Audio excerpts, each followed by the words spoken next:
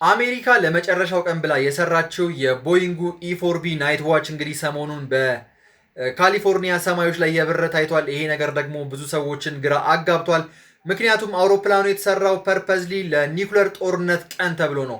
ምድር ላይ ምንም አይነት ወታደራዊ ኮማንድን ማድረግ እንኳን ባንችል ሰማይ ላይ የበረርን ጦርነቶችን እንመራለን ብለው የሰሩት አውሮፕላን ነው፣ አሜሪካኖች ማለት ነው። አውሮፕላኑ እንግዲህ እንደምታዩት 4 ኢንጂን አለው። በጣም ግዙፍ አውሮፕላን ነው። 117 ሰዎችን ባንዴ አሳፍሮ መጓዝ ይችላል ማለት ነው። በጣም ወሳኝ የሚባሉ ሰዎችን ነው እዚህ አውሮፕላን ላይ የሚጫኑት ማለት ነው። ወታደራዊ አመራር መስጠት የሚችሉ ሰዎችን ተንቀሳቃሹ ፔንታገን በሉት በቃ አውሮፕላኑ ለ12 ሰዓታት መብረር ይችላል ባንዴ በቀዳ ነዳጅ ማለት ነው።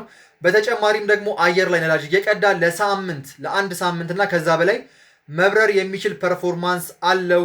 600 ማይል ፐር ሃወር ፍጥነት አለው ማለት ነው። ይህ አውሮፕላን በጣም ዘመናዊ የሚባል አውሮፕላን ነው። ሰሞኑን በካሊፎርኒያ ሰማይ መታየቱ ብዙዎችን ግራ አጋብቷል ማለት ነው። ይህን አካውንት ፎሎ እያደረጋችሁ ይመቻችሁ።